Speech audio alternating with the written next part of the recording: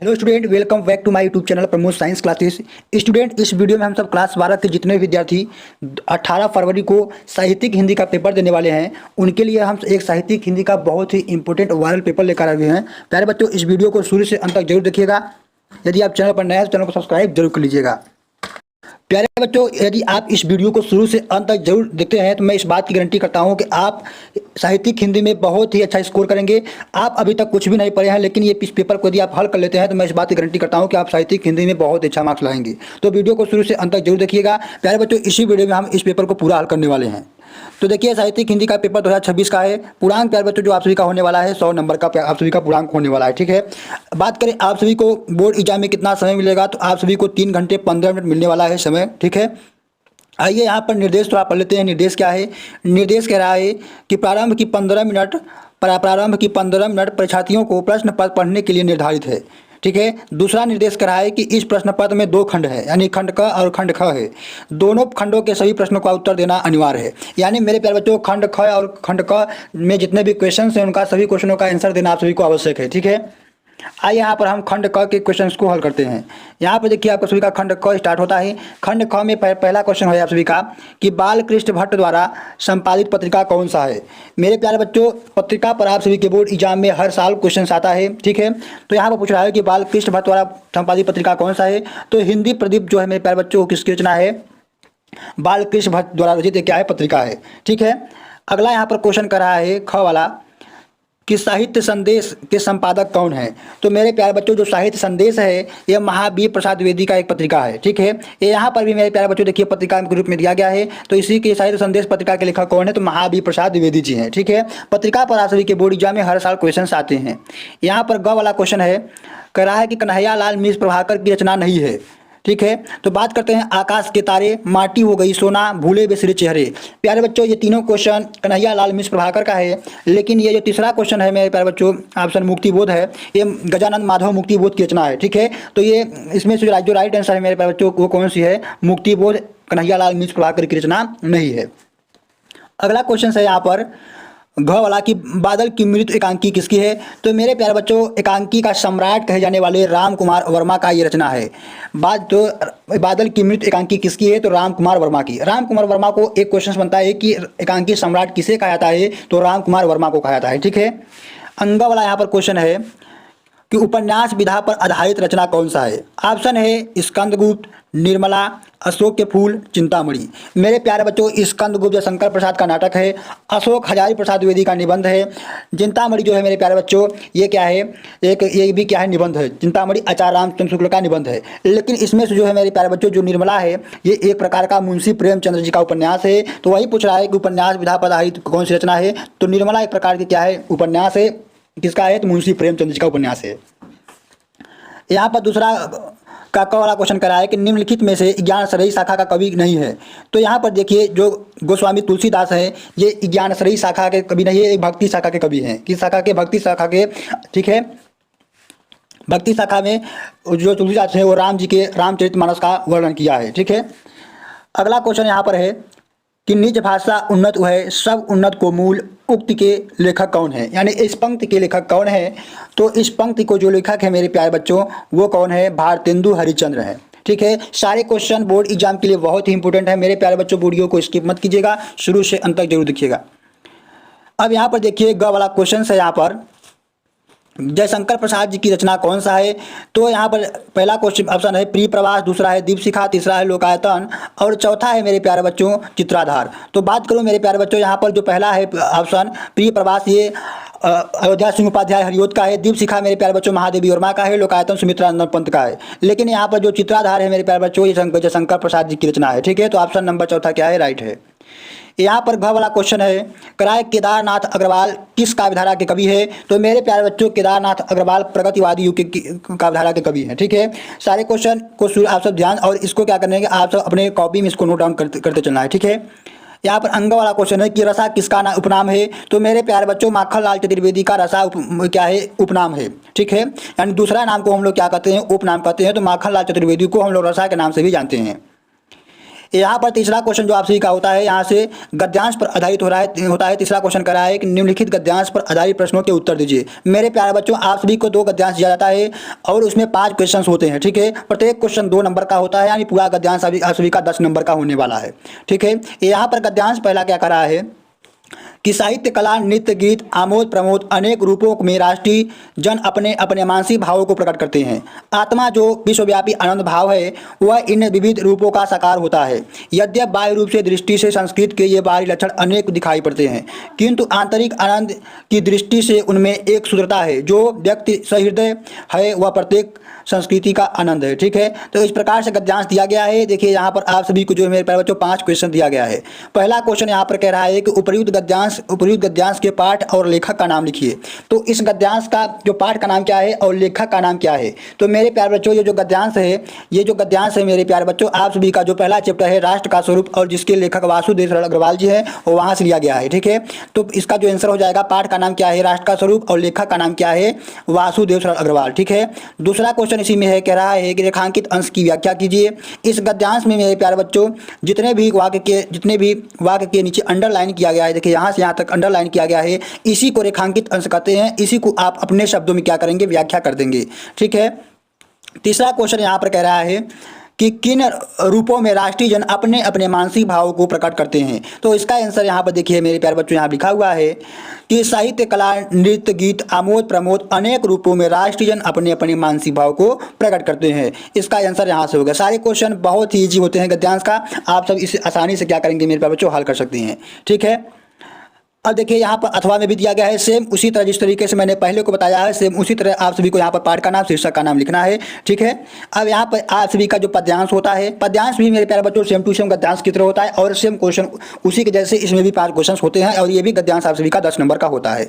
जैसे कह रहा है कि निम्नलिखित पद्यांशों पर आधारित प्रश्नों के उत्तर दीजिए। यहाँ पर देखिए आप सभी का जो है मेरे प्यारे बच्चों एक पद्यांश दिया गया है और इस पद्यांश पर आधारित आप सभी को यहाँ पर क्या है 5 क्वेश्चन दिया गया है, ठीक है। सभी क्वेश्चन का मेरे प्यारे बच्चों आप सभी को आंसर देना अनिवार्य है। यहाँ पर पहला ऐसे क्वेश्चन करा है कि उपयुक्त पद्यांश का संदर्भ लिखिए। संदर्भ पूछे या फिर पाठ या लेखक का नाम पूछे, दोनों क्वेश्चन सेम ही होता है, क्योंकि संदर्भ लिखने में भी प्यारे बच्चों आप सभी को 2 चीज की आवश्यकता होती है, पाठ का नाम और लेखक का नाम, ठीक है। यहाँ पर मेरे प्यारे बच्चों अगला क्वेश्चन है आप सभी का है 5वां क्वेश्चन यहाँ पर है, कह रहा है कि निम्नलिखित में से किसी एक लेखक का जीवन परिचय देते हुए उनकी प्रमुख कृतियां का उल्लेख कीजिए। अधिकतम शब्द सीमा 80 शब्द। यानी मेरे प्यारे बच्चों आप सभी के पास यहाँ पर 3 लेखक दिए गए हैं और तीनों लेखक में से किसी एक लेखक का आप सभी को साहित्यिक परिचय लिखना है, ठीक है। अधिकतम शब्द सीमा यहाँ पर बोल रहा है 80 शब्द। 80 शब्द में मेरे प्यारे बच्चों यानी साहित्यिक परिचय आप सभी को 1 पेज में लिखना है और इसके बाद आधे पेज में आप सभी को क्या करना है, इनकी रचनाओं का उल्लेख कर देना है। यदि आप जीवन परिचय लिखते हैं तो आप सभी को मेरे प्यारे बच्चों 3 नंबर मिलते हैं। यदि आप सब रचनाओं को भी लिखते हैं तो आप सभी को 2 नंबर और मिलते हैं, यानी आप पूरा कंप्लीट जीवन परिचय लिखते हैं तो आपको 5 नंबर पूरे मिलने वाले हैं, ठीक है। सेम उसी तरह से यहाँ पर है आप सभी का कराए कि निम्नलिखित कवियों में से किसी एक कवि का साहित्यिक परिचय देते हुए उनकी प्रमुख कृतियों का उल्लेख कीजिए। वहाँ पर साहित्यिक परिचय था, वहाँ पर क्या था, जीवन परिचय था, यहाँ पर साहित्यिक परिचय है। साहित्यिक परिचय जीवन परिचय सेम होते हैं मेरे प्यारे बच्चों, तो घबराने की कोई आवश्यकता नहीं है, ठीक है। सेम उसी तरह यहाँ पर आप सभी को 3 कवि दिए गए हैं। तीनों कवि में से जिसका भी आप सभी को जीवन परिचय बहुत ही अच्छी तरीके से याद है, उनका आप सभी को 80 शब्दों में क्या करना है, उनकी कृतियों के साथ आप सभी को उनका जीवन परिचय लिखना है, ठीक है। इसमें भी आप सभी को 5 नंबर मिलेगा। यहाँ पर 6वां वाला क्वेश्चन करा है कि लाठी अथवा बहादुर कहानी की कथा वस्तु लिखिए। अधिकतम शब्द सीमा 80 शब्द। या फिर यहाँ पर अथवा करा है कि पंचलाइट कहानी की कथा वस्तु लिखिए। यानी मेरे प्यारे बच्चों आप सभी के पास लाठी है, बहादुर है और पंचलाइट 3 कहानी दिए गए हैं और तीनों कहानी में से किसी एक कहानी पर क्या करना है, आप सभी को उसकी कथा वस्तु लिखना है। ध्यान रखिएगा कि 80 शब्द जो है सिर्फ 80 शब्द में लिखना है। ज़्यादा लिखेंगे तो आप सभी को नंबर सिर्फ 5 ही नंबर मिलेगा और उसमें आप सभी का टाइम वेस्ट होगा, ठीक है।